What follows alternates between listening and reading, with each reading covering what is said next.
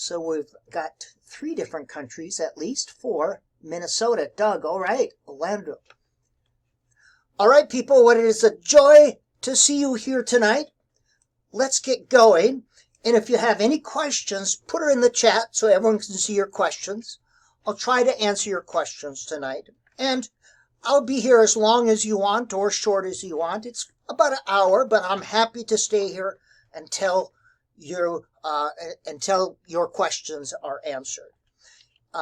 This is about reading comprehension tonight, and you can always reach me at my website, teaching-reading.com. You can contact me there, and my podcast is there as well. If you want clock hours or CEUs, put your name and email address in the chat or send it to me in an email, and we'll get you a certificate, a Minnesota State certificate, so you can get clock hours or professional hours. So feel free to ask a question anytime tonight. This is the focus. We're going to focus on narrative text, and if we have time, we'll get to expository text. But it starts with understanding reading, just a short couple minutes, and you're going to leave here tonight with some specific skills and strategies that you can understand. And the first thing to understand about comprehension is reading. Reading is not sounding out words. It's creating meaning with print. My wife didn't decode the newspaper this morning. She read the newspaper this morning. She created meaning with print. Now, the simple view of reading looks at reading as if it were just decoding. You see the words on the page, you sound them out, and it goes up to the cortex. That's the phonological processing model, and that is a limited view of reading. And something that describes the simple view is Scarborough's rope. And this is a great theory for a rope, but not so much for reading and reading comprehension. This is based on the simple view of reading, that reading is word recognition times language comprehension, and that just doesn't fully explain. Instead, a meaning-based approach, a neurocognitive approach, says that reading is creating meaning with print. It's a thinking process. Without meaning, you're merely responding like a mouse to stimuli. And during this process of creating meaning, there's this two-way flow of information. We get the input from the text. It goes up to our thalamus, which is the relay station. And then we use multiple sources of data to process that. We use a phonological, syntactic, and semantic data, all to process our systems, all to process that data. And neurocognitive research shows that there's 10 times more information flowing down than flowing up during the reading process. That's why it's a transactive view. So we're using what's up here to make sense of what's on the page. That creating meaning, that thinking is very important. And if your screen is blank, it shouldn't be blank. Someone has that in the question. So I hope it's not blank. I hope it's not on my end. So some basic comprehension stuff to make comprehension happen. First of all, comprehension worksheets do very little to help students comprehend. Usually they're remembering worksheets or what did the author say worksheets. But comprehension worksheets do very little. But if you're going to use them and use them effectively, it's always good to go over the questions up front before students read, so they can answer the questions as the information is encountered. Comprehension worksheets by themselves have very little impact. You read something, you do a comprehension worksheet, that does absolutely nothing. You're going to hear this term tonight, RPI, read for purposeful intent. And that's why if you use a worksheet, go over it before you read. So you're reading with purposeful intent. You're reading to get some information. You are actively engaged.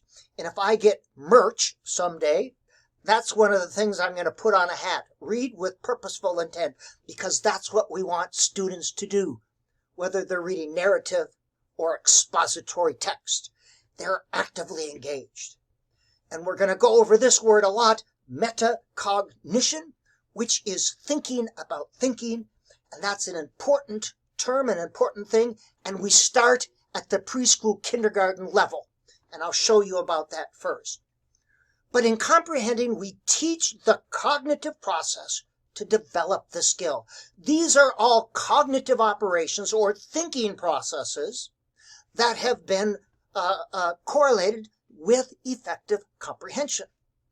So to improve comprehension, we improve thinking. We create pre, during, and post-reading activities that incorporate these cognitive operations. And I'll show you how these work tonight. We create pre, during, and post. We want students to read with purposeful intent.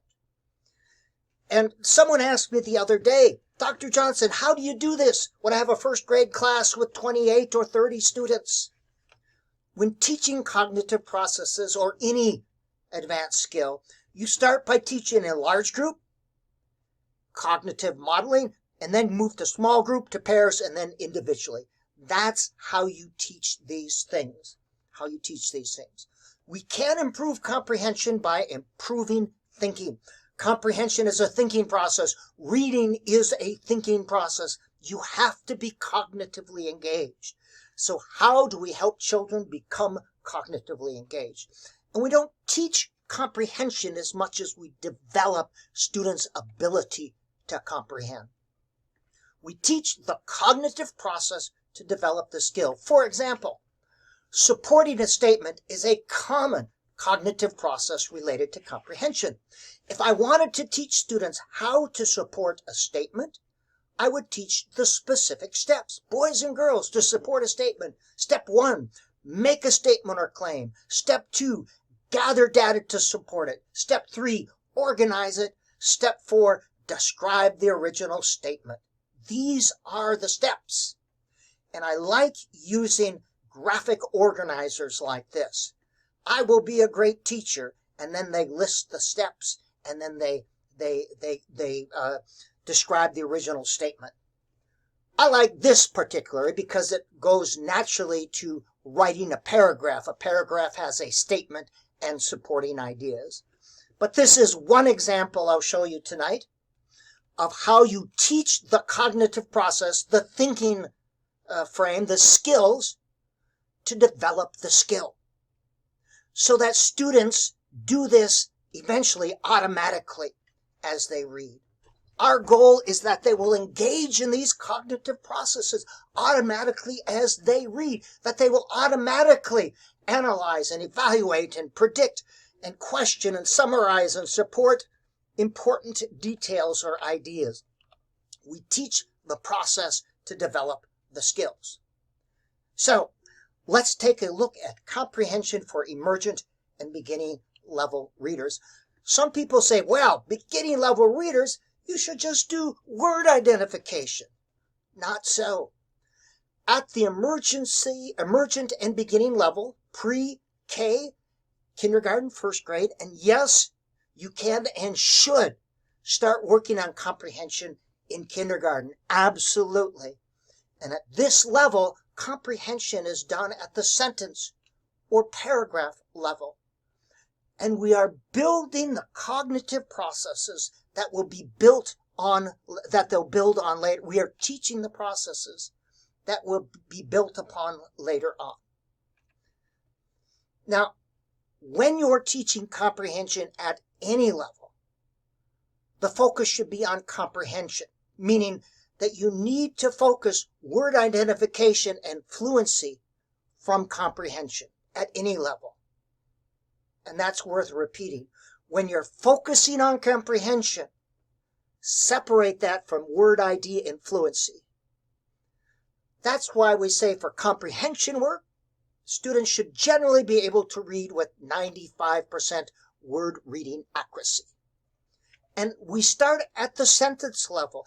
And a lot of things at this level, this emergent beginning level, is, does it make sense? That's metacognition.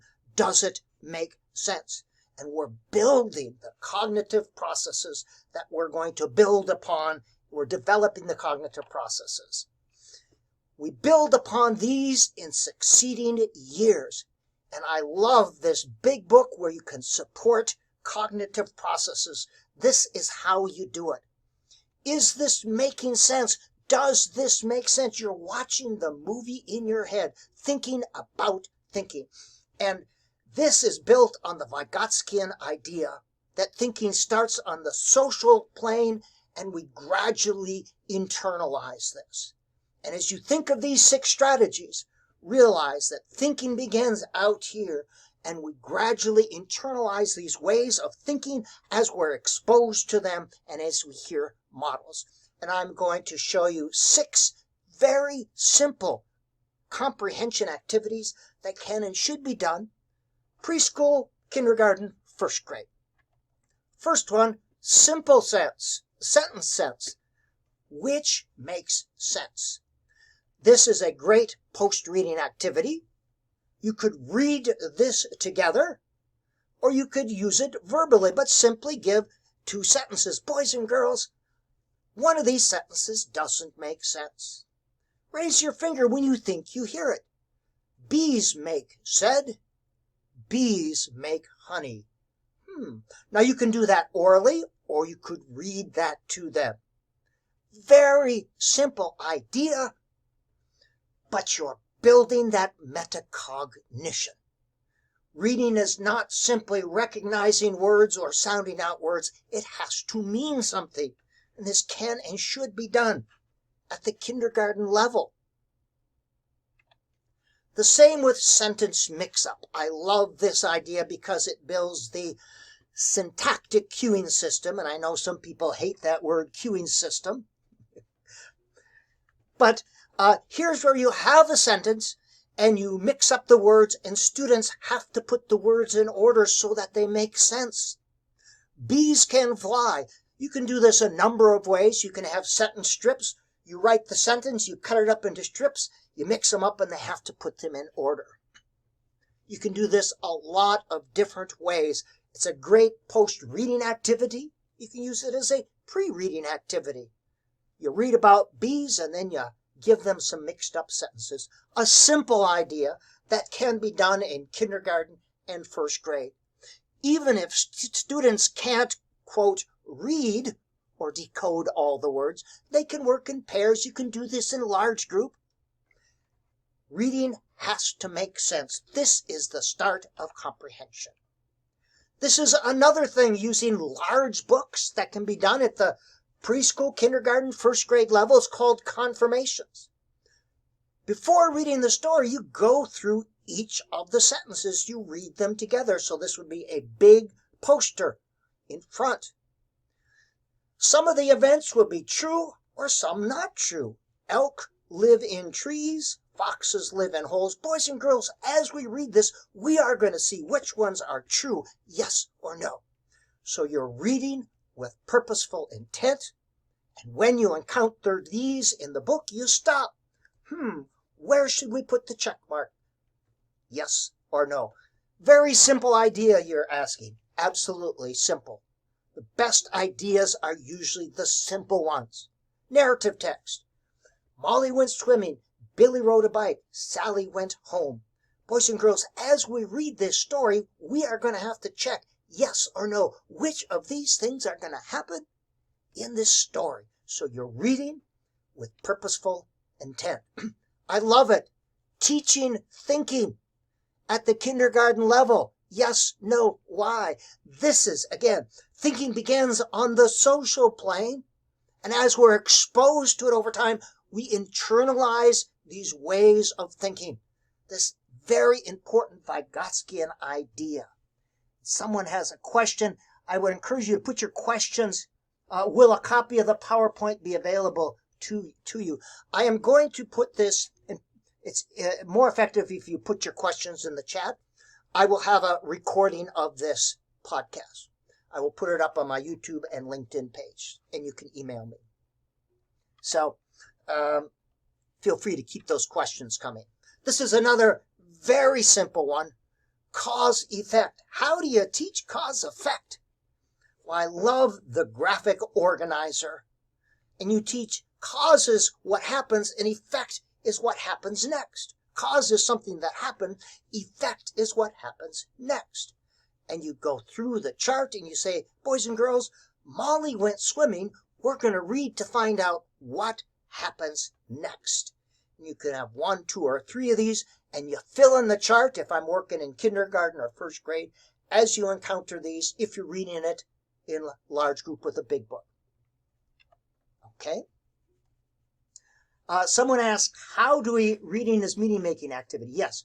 How do we receive CEUs? If you send me an email after this with your name and email address, I will get you a CEU certificate. All right? Effect. Effect. Cause is something that happens. Effect is what happens next. So what caused Billy to get hit? Let's read to find out. And again, I'm developing this cognitive process. They're reading with purposeful intent to see what caused Billy to get hit. That's cause effect. Cause effect. Maze. And again, we're focusing on comprehension at the sentence level. This is done as a post-reading activity. We have simple sentences related to what was read and either 2 or 3 words in there. And we read and we say blank. Elk blank fast. Only one of these words makes sense. Let's see if we can find the one that makes sense. Elk run fast. Elk big fast. Which one makes sense? And you can do this by listening or you can read through. I prefer reading through it on a big poster, which one makes sense. And you're developing the semantic cueing system, the sense of using semantics as you go through this. Now here's the thing about using context or semantics. I was working with a 3rd grade girl and she would stop at a word she didn't know and she would spend about 10 seconds sounding out every single letter. And then she'd go back and she'd say, run? She'd make the guess to see if it sounded correct. So I taught her as one strategy, why don't you just say blank and keep moving on? She started saying blank, and within 2 seconds, she went back and corrected herself. Now, this doesn't mean we don't teach phonics. Yes, we do. But this gives some students another strategy to use. Simply say blank and move on. Because remember, reading is meaning-making. It's not sounding out words correctly. It is creating meaning with print. That's what reading is. Maze, comprehension, and story grammar. Read with purposeful intent. This is one of the cognitive processes, looking for the structure of a story. And I love this graphic organizer chart. And before reading, we go through the characters and the place. And I say, boys and girls, as we read, there's 2 events, important ones. As we read this, let's look for them, and we're going to write them down. And I can change it up. I can maybe do the events and places, and they look for characters. Events, characters, and they look for places. But it gets them reading with purposeful intent. You do it as a pre, during, and post-reading activity. Read for purposeful intent. Those are 6 emergent level comprehension activities. I love the big books. I love the posters. They're perfect for this age. Questions before we go on to readers in 2nd through 12th grade? Okay. Let's go on a couple things here. 6 basic ideas. Number 1, don't overcorrect oral reading. If you're working individually with a kid, hopefully you're not doing round-robin reading, but if you are, you don't want to correct oral reading. Why is that? Because it robs them of the chance to develop metacognition.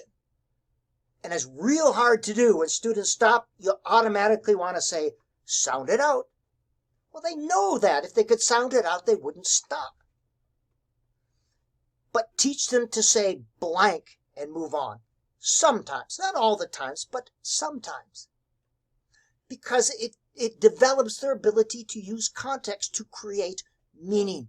If you correct them all the time, they focus only on surface structure, not deep structure, not meaning.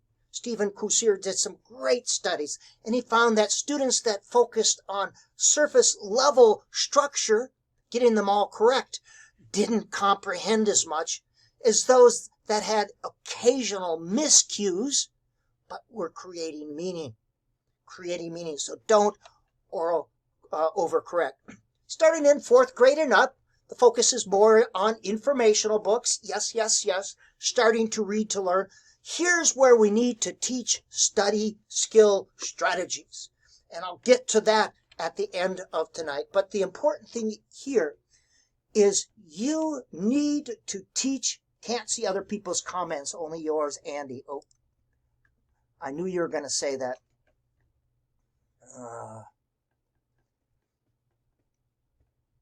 Okay. I thought I had that. I'll get back to that. Can't see other people's comments, only yours. I'll get to that in a minute. But an important point, don't want to lose my flow here.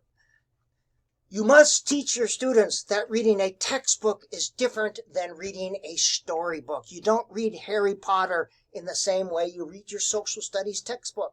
And we must teach them that. And study skill strategies are different from comprehension skills. Study skill strategies that I'll teach you at the end should not be used for narrative text. But you must teach students, you do not read. And by the way, even at the college level with my undergraduate students, I have to teach them this. Boys and girls, you do not read a textbook the same. I don't call them boys and girls. You don't read a college textbook the same way you read a Harry Potter. And when you're working on comprehension activities, again, the text must be at the 97% or above. That's called the independent reading level, because you must separate word ID and fluency from comprehension. And by the way, struggling readers are not all the same. There are 3 deficit areas: fluency, comprehension, word identification / recognition. And not all struggling readers struggle in all areas. Some people, it's just comprehension. Some just fluency. Some word identification. They are different. So separate comprehension work from word identification. And I'm going to go over 7 simple comprehension skills to develop these cognitive operations and use these with narrative text. Predicting. Here's my graphic organizer, a predictograph. Predicting is different from guessing. Here you're using clues to make a reasoned conjecture. This is the thinking frame. Boys and girls, look at the question. Step 2, look for clues to answer the question. Step 3, make a prediction based on the clues. Here's the prediction. Here's the clues. Here is their prediction. Do this in large group many times, and you could do this in 1st grade, absolutely. You could have this chart in front of the room, do in pairs and small groups, and eventually you can have students do this individually. And again, they're reading with purposeful intent. Boys and girls, as we read this story, we have to find out what we think is going to happen when, and they list their clues. And then to document that students can do this, because predicting is in many of the standards, academic standards we're asked to do, you simply put this predictograph in their folder to document that, yes, my students do know how to predict.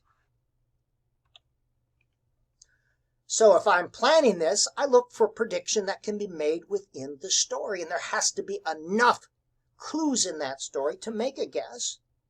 And predicting can either be answered within the story or not, but there must be clues. And they fill in that predictograph. Graphic organizer. Inference, the same thing. Here are the steps. Look at the inference question, look for clues, make an inference based on clues or deduction. And it's not simply guessing, it's guessing based on clues or inferences made on clues. And again, the graphic organizer. You can do this in large group, small group, and then individually. For example, and you give them the inference question. What kind of person was Professor Marvel? That's the inference. Doesn't tell us, but here are the clues. And my inference at the end, Professor Marvel was basically a kind person. I'm going beyond the text clues to make inferences. This is how you teach this higher cognitive operation. Thinking moves from outside to in. This builds this develops the cognitive processes that will be built upon in later years. So yes, you look for an inference that can be made with a story. There should be enough clues. You must provide the inference question up front. As a pre-reading activity, that's great, and they can fill in and find the clues within the story. Cause effect. We saw that with the younger kids. As a pre-reading, it provides a purpose for reading. Introduce the cause and have students look for the effect. Boys and girls, in the story Maria was born, we are going to read to see what happened next.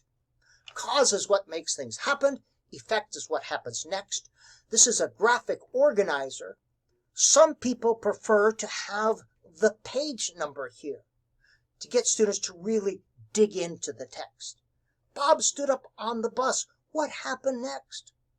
And then this gets them tied into the specific text. You can also present the cause or the effect, and they have to look for the cause or what happened. And again, they're reading with purposeful intent. And someone mentioned, yes, you can differentiate this for students at different levels. This is what I like. You can differentiate these things. You can have a different cause-effect-o-graph for students at varying levels. And what I like about these graphic organizers, working in small groups, it's that Vygotskian idea that they are hearing the thought processes of others as they look for cause-effect, as they look for inferences, as they make predictions.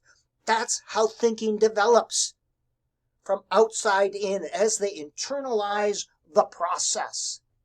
Thinking maps. Yes, there's a thinking map about cause-effect. Absolutely. There's a whole bunch of good stuff up there. And eventually you can mix up cause and effect. Do this as a pre-reading activity, and they're reading with purposeful intent, RPI, and you can have the page number there if you want. Reading with purposeful intent, cause, effect. And these graphic organizers are in my book.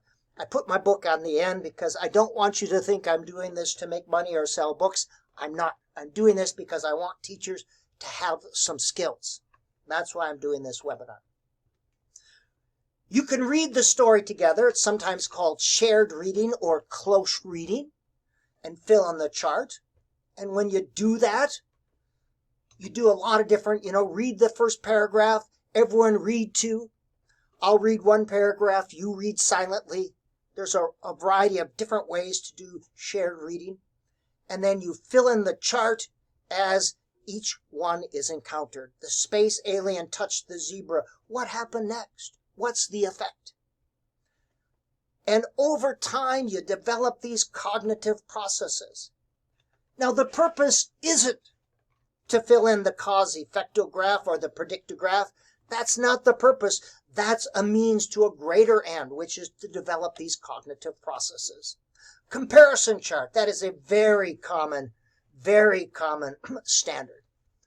Here are the steps. Look at two entities, identify the differences, identify the similarities. Now, I use a comparison chart versus a Venn diagram simply because I have found this a little easier for students. It seems to be a little bit more concrete. Similarities in the middle and differences on the end.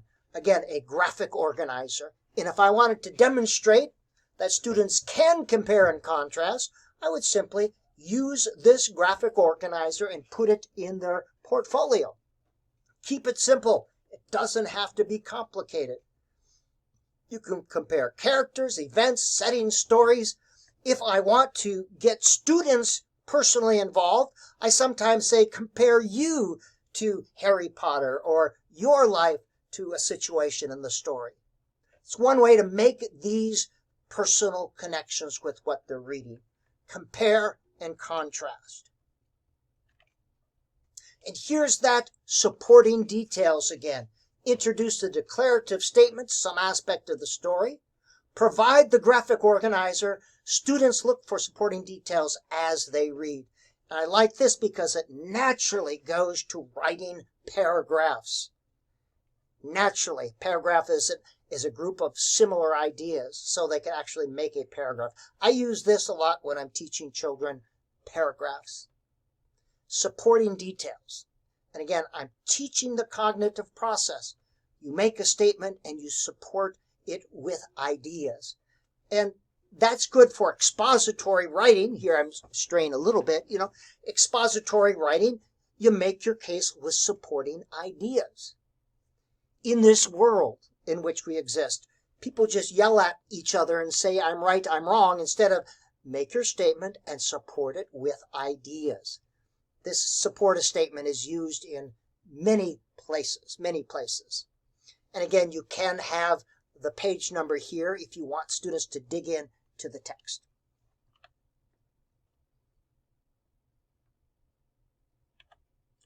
And story grammar. We saw that at the emergent level. Excuse me. It can be done at any level, and you decide how many of these you want to include. Now, some people have problems and resolutions and all that stuff. Keep it simple. Really, characters, setting, and events is really all you need to know. You don't need to identify a climax and a resolution or a peak or a resolution. And think about it. When you're reading a good story, you're not thinking about climax and resolution or problems and solutions or this and that. You're just enjoying the gosh darn story. So you don't ever want to interrupt that. So keep it as simple as possible. As a pre-reading, introduce 1, 2, or some of these, and students are then reading for purposeful intent.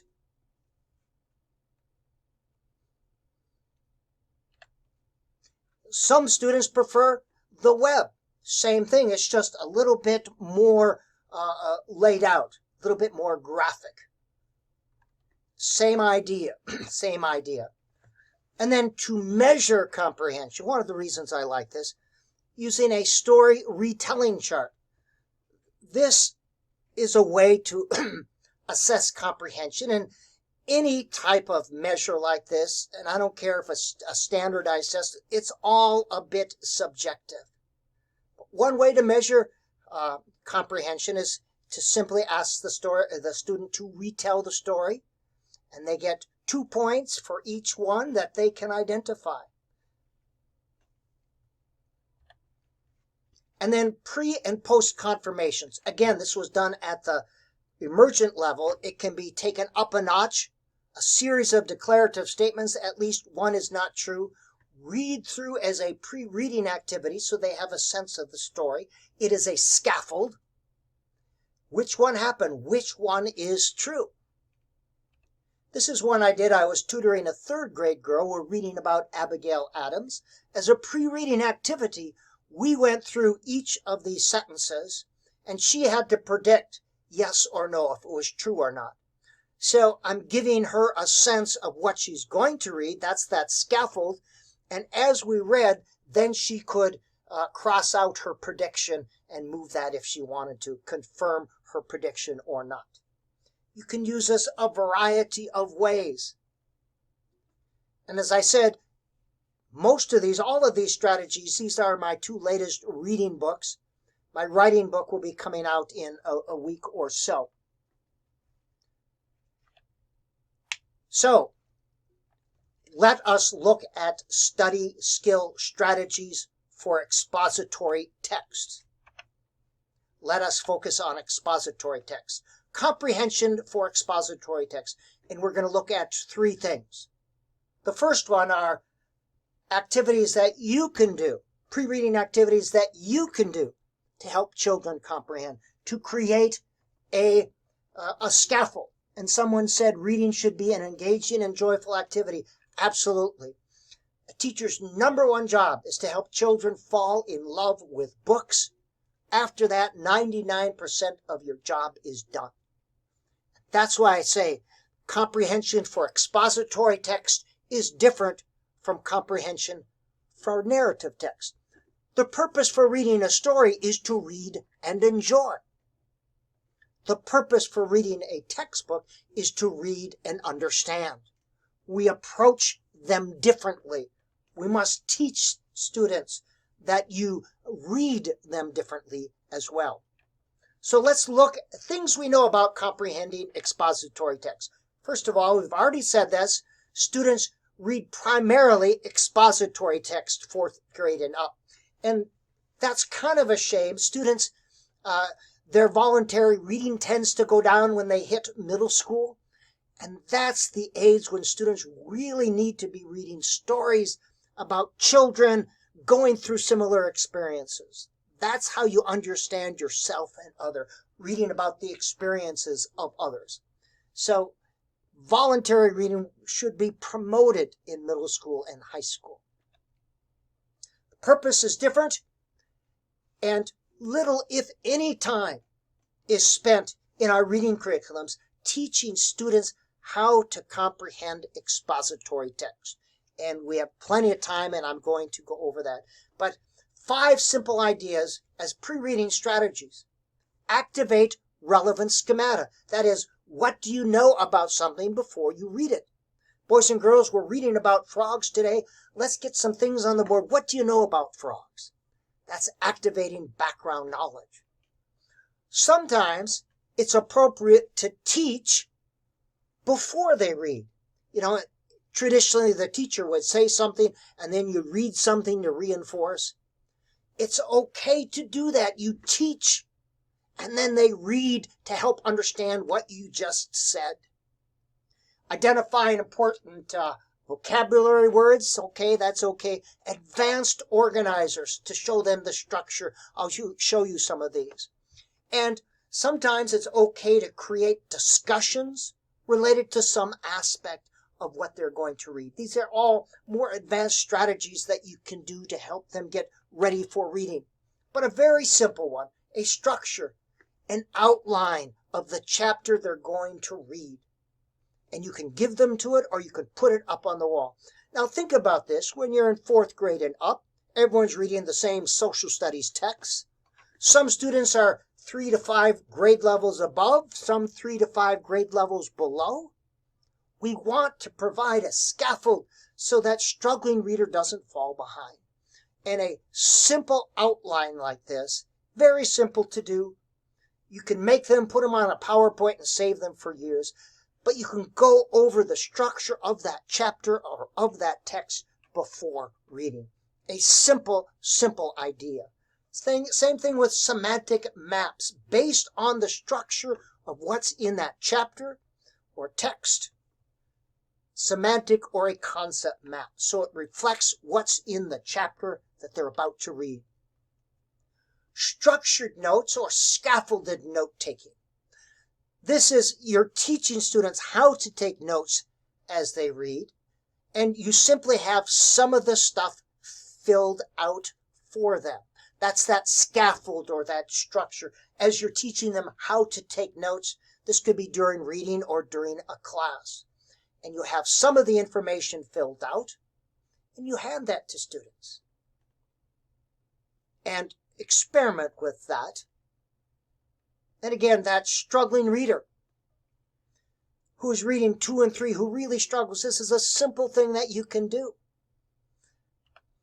And the thing about scaffolding, you can create different levels of scaffold for some students. And you can ask students if they want a scaffold. And you can give scaffolds to different students who are reading the same text. Confirmations we've already talked about for expository text. It's easier here because you agree or you disagree and they read with purposeful intent. Okay, study skill strategies. This is important.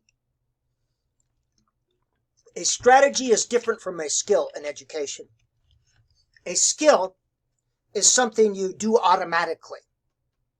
A strategy is a cognitive process you consciously apply. For example, word recognition is a skill. I do it automatically. I see a word and I automatically know what it is. Word identification is a strategy. I see a word, I don't know what it is, so I have to consciously apply a strategy. And strategies need to be consciously applied. Comprehension is the same. Strategies that students can consciously apply. And keep it simple, keep it simple, keep it simple. I know there's strategies like SQ3R and there's Cornell Note-Taking and some of that stuff. And that is so complicated that students don't ever use it. So a simple one is a 5-step basic note-taking strategy. Keep it simple. Write the title of the article or chapter. Write the name of each heading. As you read each paragraph, select only the important ideas. Record using short, abbreviated sentences. Record supporting ideas below. Something like this, starting in 4th grade and above. Keep it very, very simple. And yes, you teach this in large group. You model using cognitive modeling, thinking out loud. Boys and girls, this is the first heading, so I'm going to put that up here. Let's read the paragraph. Okay, as I read that first paragraph, this is the important idea. So I'm going to jot it down just using just some words to hold the idea. So you're using cognitive modeling, you're teaching it in large group. You can get students doing this in small group, same thing. It's the talking that goes on that develops the cognitive processes. That's one simple one. Now, read, dot, and record. When most of us read textbooks as adults, we like to put dots or something in the margin. When I read, I put a dot. I don't want to interrupt the flow. I just put a dot on the important things and I keep going. Well, with textbooks, we get kind of upset if students write in them, but they can use a pencil dot in the margin. So I teach students to use a pencil dot on the important ideas so you can keep reading without interrupting the flow, and then they can come back and take notes. That's a real simple strategy. You can start that in 4th grade, developmentally appropriate. Yes, you can. And reinforce every grade up through graduate school. Read, dot, and record. Here's another one to try. Preview overview. Use this graphic organizer. Read the first paragraph and the last paragraph. Fill in the important ideas. And then headings and notes. So they get a sense of the first paragraph and the last paragraph, and then they create their notes. Adopt and adapt these ideas. Read and pause. This is a good one. Read a paragraph. Stop. Do you understand it? Either resume or reread. So stop after every paragraph. When I was working with a kid once who tried to read everything too fast, his word identification and fluency was just fine. He had trouble comprehending. So I would stop him and I'd say, okay, Bill, tell me one interesting or important idea. And he had to look up again, and then he kept moving on. A simple read and pause. And these are some poster ideas that I have. Here's read and pause. Here's take notes. Here's dot and notes. The 3x5 card. Can I show you the previous, someone asked. Okay, yes, I can show you the previous slides. And I'll be recording this, by the way. I'll be recording this and putting the video on YouTube and LinkedIn. So I appreciate those questions. read, dot, and record, preview, overview. And when I do this, I like to have anywhere from 4 to 7 strategies up on the wall. And after I teach them, I tell my students, boys and girls, use the strategy that works for you. Remember, we're reading information books, so we have to use some study skill strategy. You must tell your students that and teach them that. You must use some strategy. When I went to doctoral school, I thought professors were geniuses and they could just read a research article and remember it all. And I eventually found out that there were no geniuses. There were just people who knew how to use the way their mind worked. And everyone has to have a strategy. No one reads a research article, or very few people that I've met, from beginning to end. Most of us use some strategy, look at the abstract and research question. So we have a strategy, and most of us have to use marks in the margin or some sort.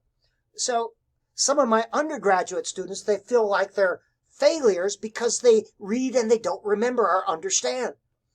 And that's because they're trying to read a textbook like a Harry Potter book, and they've gotten to become college students, and no one has taught them that.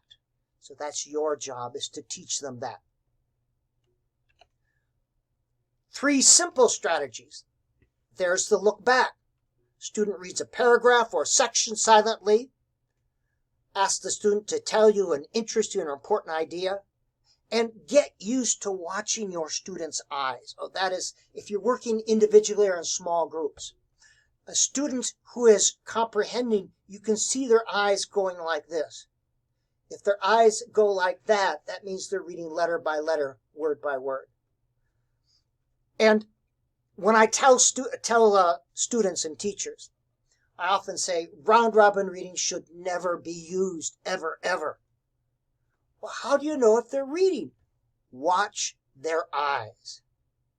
How do you know if they're comprehending? They say. I shouldn't use a silly voice like that.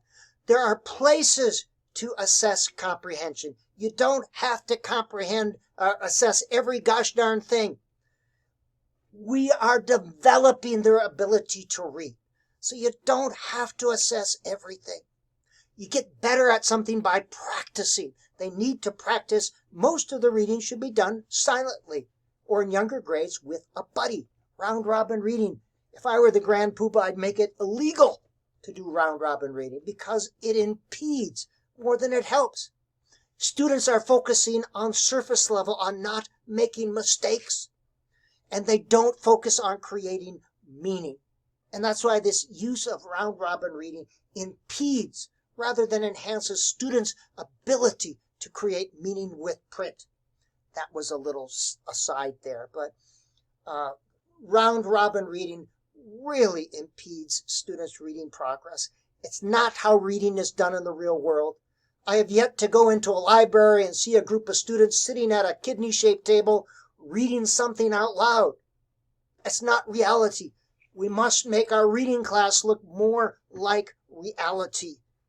Because we're getting them ready for reality, not for the next class, or not for the next grade level. We're getting them ready to exist in a real world where they use literacy for real world purposes. To create meaning with print and use print to create meaning.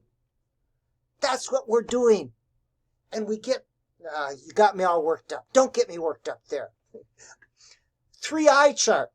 Small groups, pairs, individually. After reading, ask students to identify interesting or important ideas. And the open-endedness of this makes it appropriate for students of all reading levels. And I love using learning logs or journals. Boys and girls, you decide what are 3 interesting or important ideas. So the onus is on them. They're creating meaning. Their job is not to interpret what the author thinks or what the author says. That's top down. That's disempowering. And then reciprocal reading.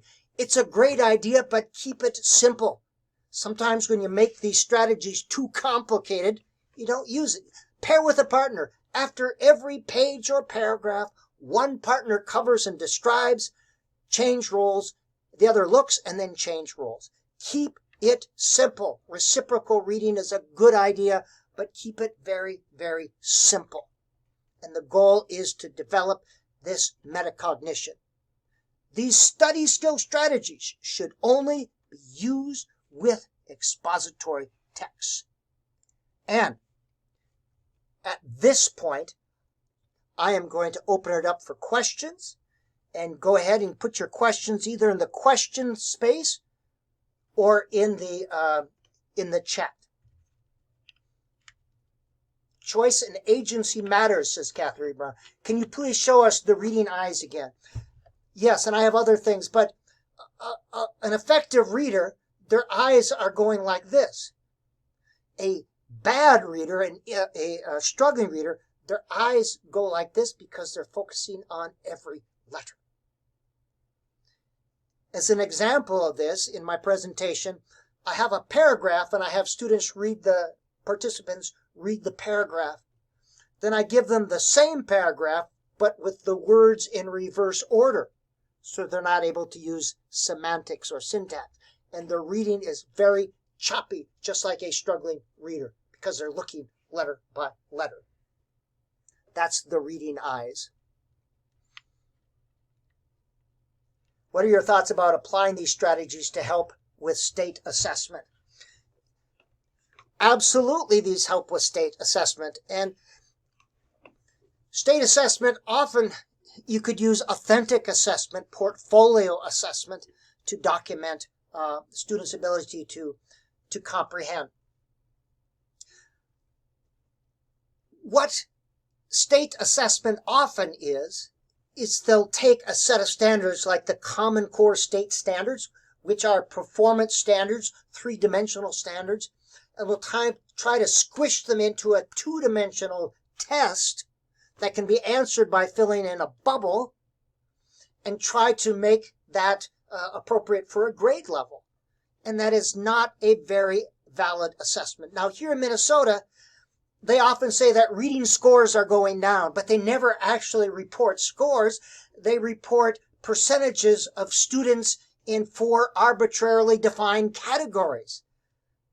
Meets proficiency, above, below, base. These are arbitrarily defined categories. And who decided that third graders should know this, that, or the other thing? And look at the Common Core state standards and other state standards. How often do human beings, how often do you use those things in your real life? How often do you have to find out what a character's point of view is and differentiate it from something else?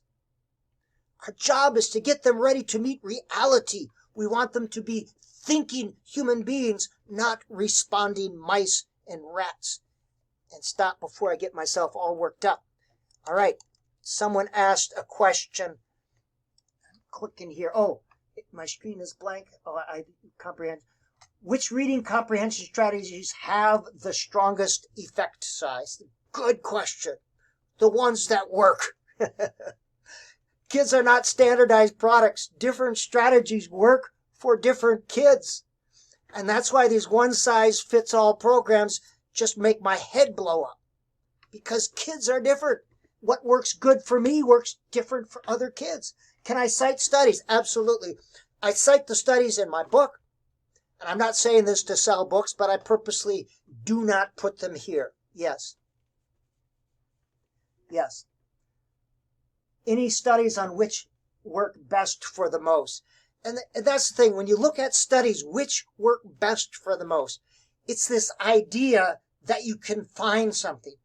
A study on comprehension you always have to say, it's effective, but for who, for what purpose, for when, and for how long? I can teach phonics to a first grade student and get a rise in phonics scores. Absolutely. Absolutely. But does that transfer to reading, and does that transfer to a third grader? Lanny has a question. He's raising his hand. And Lanny, I'm not sure how to There is no silver bullet. But Lanny, if you would put your question on any studies, either in the chat box or in the question box, I'll try to answer your question. How do I help a struggling reader in 5th grade who reads at the 1st grade level? Absolutely. Good question. I wish there were one answer. But obviously, reading at the 1st grade level, you first have to. They are feeling so bad about themselves. They've learned that they are failures. They've learned that they can't read. You need to find high-low books that are at their emotional level, but at a 1st grade level. So I use a lot of high-low books. I use a lot of language experience activities where the student quotes and we practice reading what they've read.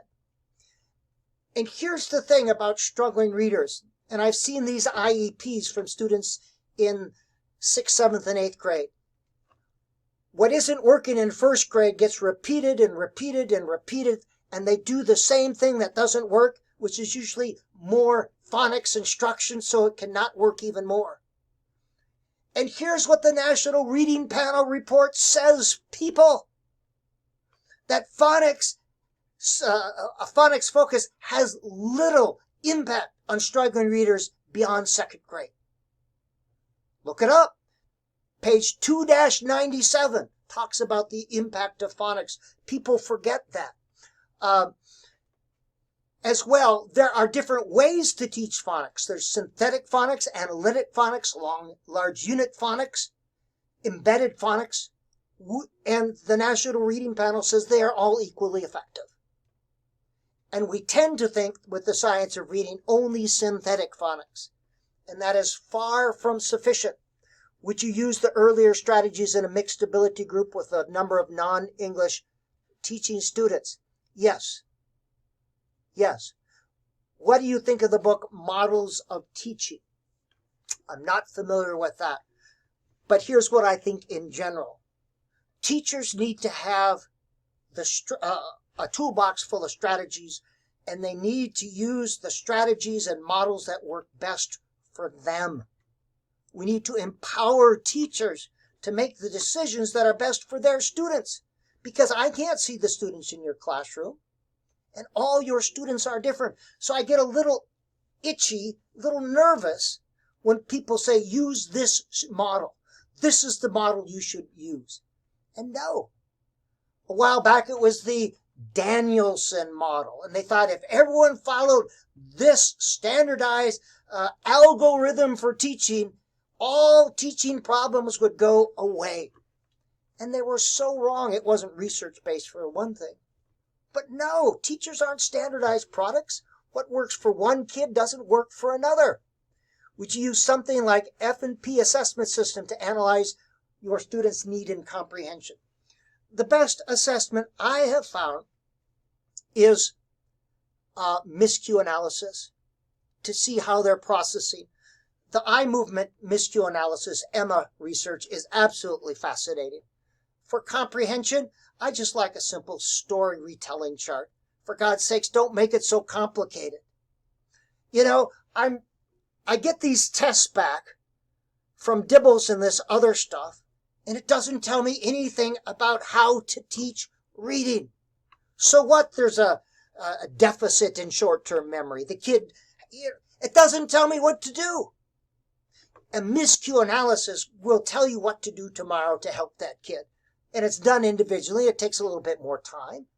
But it gives you a good sense of what to teach and how to teach.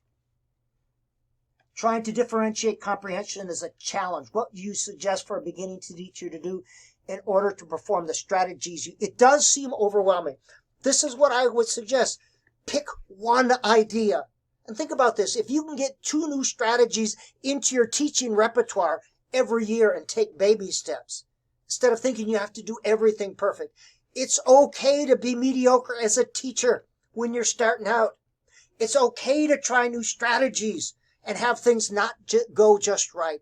But I would teach one of these cognitive processes in large group, eventually go to small group and individually. That's where I would start.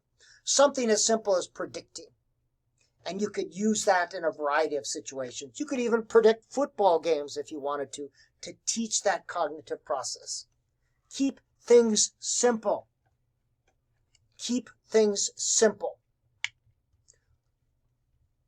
Other questions, and I pressed my little question and answer thing. I see some. Can I cite studies? Yes, I've done that. Okay. Questions or comments? I'll take comments as well. What do you think of the idea of building factual knowledge as an intervention to raise students' comprehension? Good question. When I'm working on comprehension, I want to start with things that students know a lot about. Start with that because I'm developing the cognitive processes. All right? Eventually, I'm going to move to learning new stuff as well. Will teaching a lot of facts raise ELA performance? No. Teaching information is always good. The more knowledge you have, the more your neural networks expand. You literally change the brain physically by learning. And the more neural networks you have, the easier it is to learn new stuff. And that's why, by the way, it's easier to read about things with which you're familiar. I can read about literacy and read it quickly and comprehend. But reading about how to hook up my computer, I have to use a lot of strategies. So knowledge is important. It seems impossible to teach it all, better to teach strategies with complex, rich kids to launch kids in how to learn. I wish there were one magic bullet. And that's the problem I have with the science of reading advocates. Number one, they don't use science and research to identify the problem or the solution. But it's based on this idea that if we only did this, then all our reading problems would go away.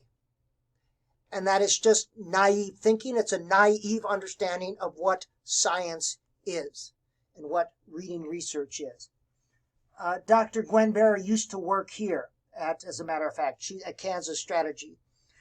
And here's what I used to be a colleague of Gwen Berry and taught the Kansas Strategies. Here's the thing, it's direct instruction, and there's a place for that. I think that's all I want to say about that.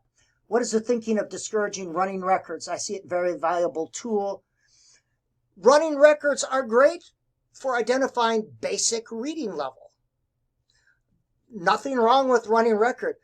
By the way, Ken and Yetta Goodman did this thing called retrospective miscue analysis, where you go over the miscues with the students. Fascinating stuff afterwards. So they can see that their miscues are not a bad thing, that they're actually creating meaning with print. Miscue analysis. So I don't know why people are discouraging running records. By the way most people interpret running records, they're closer to miscue analysis. In a running record, I simply check the words that are miscued. But here's the thing. If a kid is reading and said run for ran, they're still creating meaning with print. So how dare I call that an error or a miscue? How do you help students to understand new vocabulary and text? Very good. Vocabulary, teaching them how to use context is the best way, one of the best ways to develop vocabulary. That's probably the subject of another webinar, ways to develop comprehension. You don't teach vocabulary, you develop students' word knowledge. And teaching students how to use context is one way to help them develop their own ability.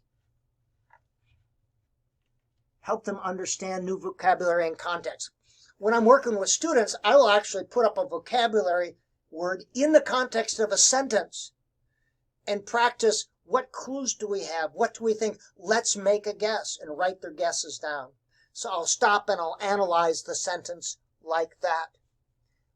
To differentiate, I make sure my reading shelf has text at everyone's level. Yes, I also include books that I read aloud so that readers can practice on a book they've heard before. Yes, the graphic organizers today can be used with any book. Yes, plan to use this. Yes, with the whole group. We are in term 2 here in Australia.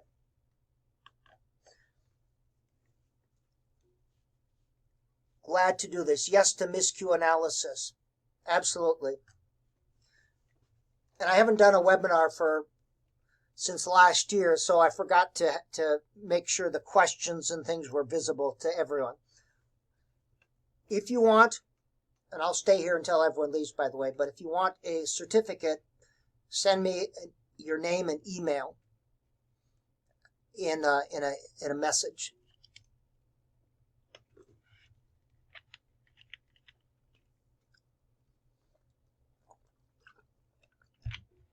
I was a little rusty. I haven't done this for a while. And,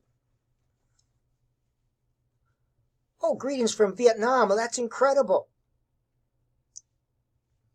I just love seeing people from all over the world. Absolutely. Absolutely. Okay. Can you send me both your name, first name, and your email address? Okay, Susan, I see you right there. Okay. Thank you. I will do what I can. You're putting it in the email, yes.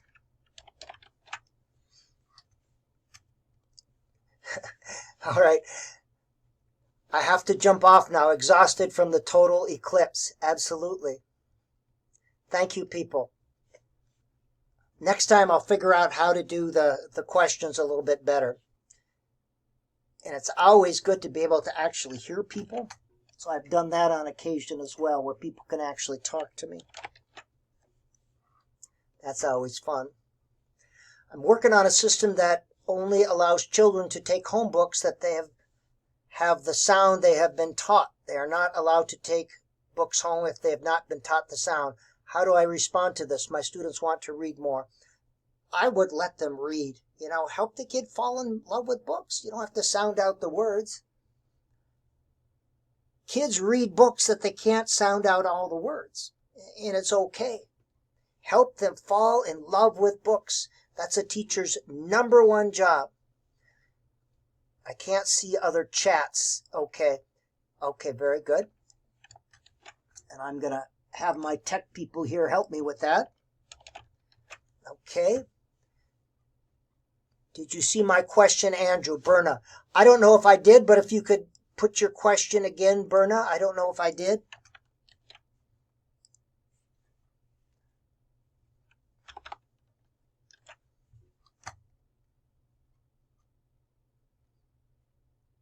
I'm copying email addresses. My thinking about discrediting running record is that it's very difficult doing reading recovery on decodable texts.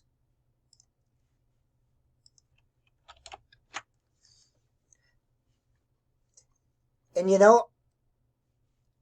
I've even changed my mind on decodable texts. There's a place for them. I had a struggling reader. I would use them very sparingly, but there's nothing wrong with a decodable text here and there. I used it to reinforce a letter sound I was working on. So any text is a tool. Anything is a tool. I would not want students to only be reading decodable text because they tend to be not related to reality. Okay, I'm getting names down here. You were my advisor back in 06. Oh, Celine. Wonderful. Webinar will go to your YouTube page. Okay, Celine. Have a copy of this presentation? Yes. Thank you, people. I enjoyed seeing your comments here. And I was a little rusty because I haven't done this. You are the man. Thank you. All right. May I ask you for your email again? Yes, my email is andrew.johnsson@mnsu.edu. Absolutely. Values. Throwing the baby out with the bathwater. I'm excited to use your graphic coordinates. Yes. Help children fall in love with text. Copies of the presentation. I'm going to try to get a copy of this on YouTube in the next day or two. And I put them on YouTube, and I also put them on my LinkedIn page. Yep. Yes, you can correspond with me in my email, and I'll put my email up there again, andrew.johnson@mnsu.edu. And you can do a Google search, Andy Johnson Reading, and you'll bump into me. You will bump into me. Yes. And if for some reason I don't get your certificate to you, and I should, just send me an email. Yeah, I'm the voice of reason. Some people will call me the voice of something else. I get impassioned when talking about reading because it's so very important. And I feel we're taking a big step backwards with all the science of reading.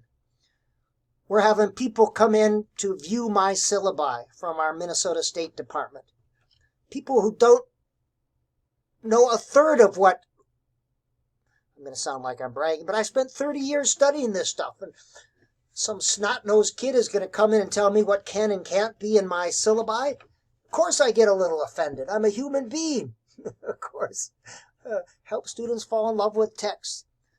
They fall in love with books. Yes, absolutely. That's why we read, because we enjoy it and because we're interested in stuff. And if we make reading so that people don't enjoy it, of course they're not going to read. If they associate reading with failure and frustration and boringness, they're not going to want to read. And if all they do in first grade and second grade and kindergarten is decode words in isolation, they don't actually get to enjoy reading, how do we expect them to fall in love with books? I've been following you on years on YouTube. Glad that you enjoy my YouTubes. I put them out there. Every YouTube and podcast, use them how you will, ignore them how you will. I don't care, but they're put out there for people to use or ignore. Some people use them in their college courses. That's great. Use them or ignore them as you see fit. Everyone, okay. Science of reading has found its way across the pond to Australia. We're very good at not learning from others, but I'm out of school, still in education. Yeah. Let me see if everyone... There, everyone should be able to read this now, I think. Crystal wrote that. Peter wrote that. I wrote my question about SVR. Okay. Tell me more about SVR, Bernadette.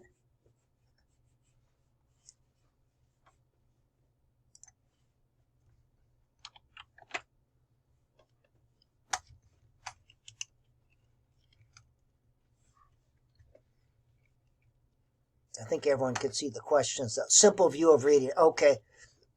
Where is everyone logging in from? Drop it in the chat if you can. The simple view of reading, essentially it says that reading is decoding times language comprehension. Essentially, you sound out the word and you listen to it in your head. That's a simple view of reading. And the science of reading is built on that simple view of reading. And it's a theory, and there's research to support it, but that theory doesn't address a lot of research facts. It's based on a weak theory. The neurocognitive model of reading, or an interactive theory, is a more robust theory in that it explains more facts. A theory is a way to explain a set of data dots. And robust theories help you understand a lot of phenomena and explain a lot of facts. So that's the simple view of reading. And, the simple view of reading, yes, it makes sense, and they've got this nice graph, but we don't care about what makes good sense. We care about what makes good science. And the simple view of reading does not make good science because there's so much research data it does not account for. Things like eye movement research that we totally skip over 40% of the words that we read, that our eyes don't go in a straight line. There's just so much research not accounted for by the simple view of reading.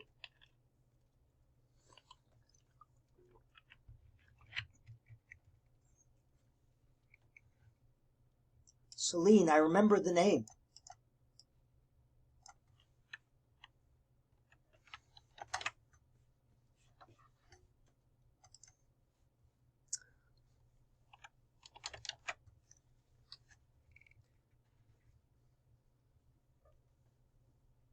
Okay.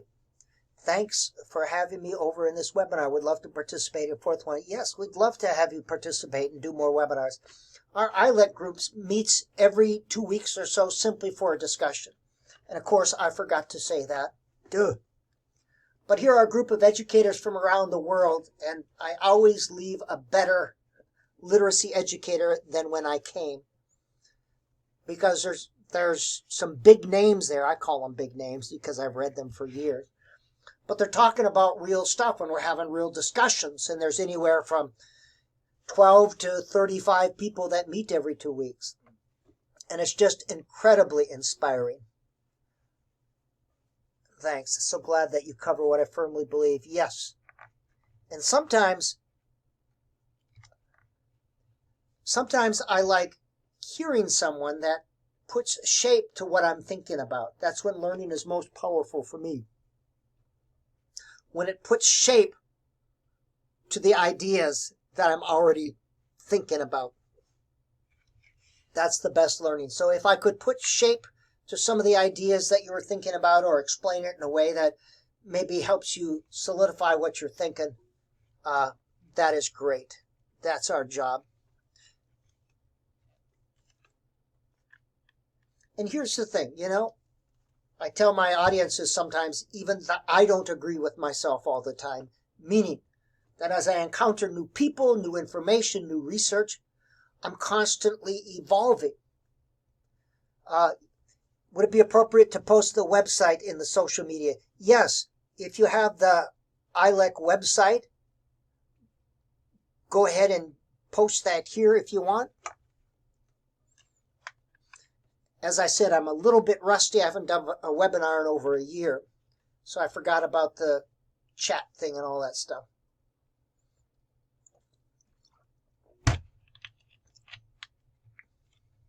But I enjoy doing webinars because I encounter people from all over the world, literally. Keep spreading the word, Peter. Absolutely. I recognize that name.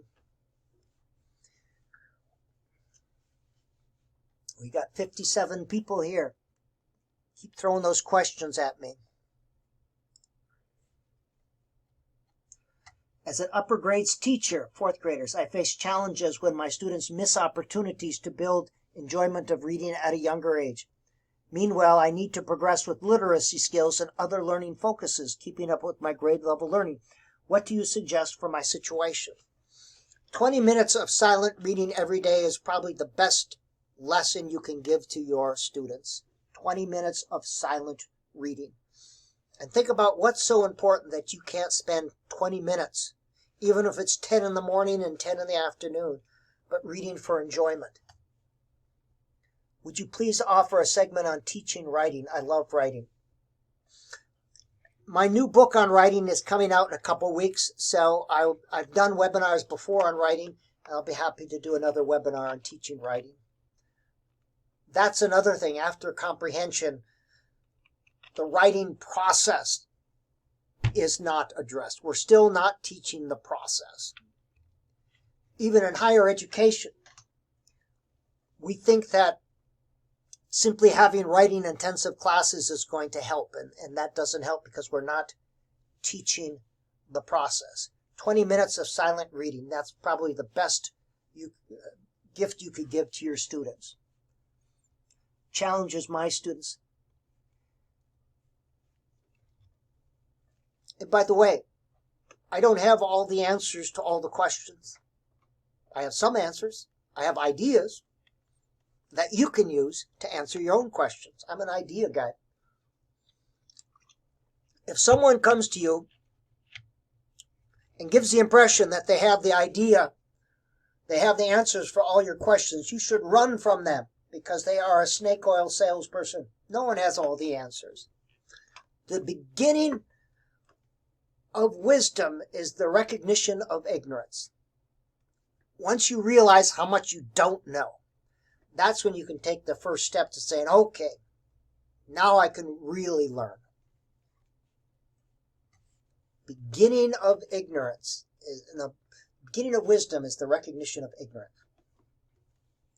A new book, recommend a now prevalent book concerning teaching reading comprehension.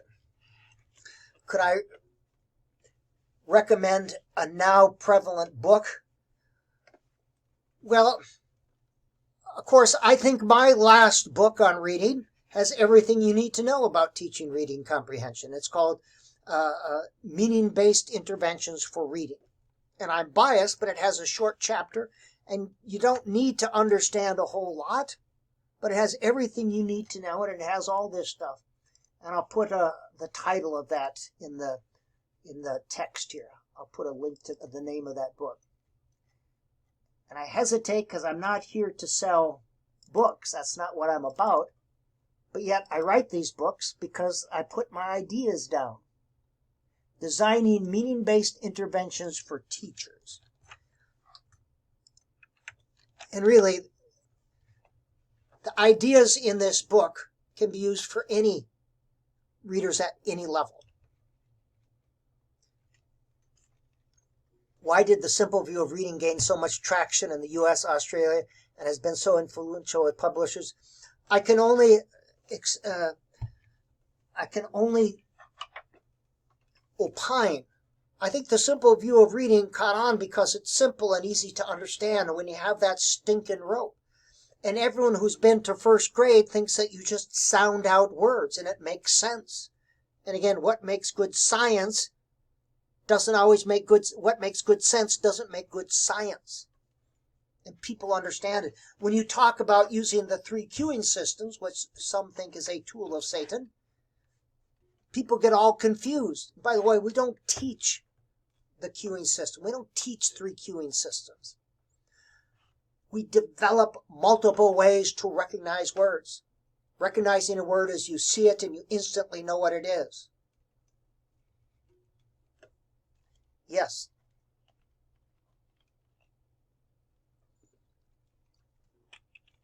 I've been called all sorts of bad names. I can't even have 3 queuing systems in my syllabi anymore. So I have to use different words.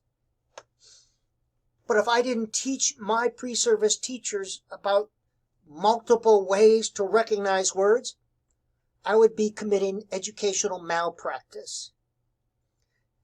And that's what the state of Minnesota is mandating that teachers do. They go out and commit educational malpractice on a daily basis. Teachers are doing what they know is not best for their students, but they're forced to. The state of Minnesota is forcing me to teach certain things in my reading classes that a body of research has shown just aren't true, aren't effective. So what do? Oh, I teach them, but then I teach my students why they're wrong.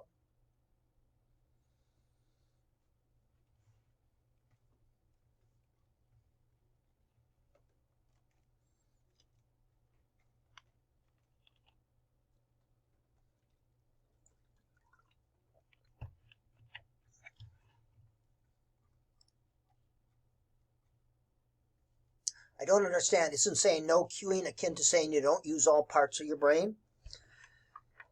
Yeah. Yes. And again, we use multiple sources of data. We use grammar, word order, syntax, phonological data. We use pragmatic information or context. We use all that information to make sense of what's on the page. Very hard. Yeah. In person, I try to be respectful, but on my podcast, I let it go. You know, I try to use reason and research, and some people do that very well. We have to have different messages for different people. And our goal ultimately is to help children navigate the future, to give them the skills that they need. Yes, children are not standardized products.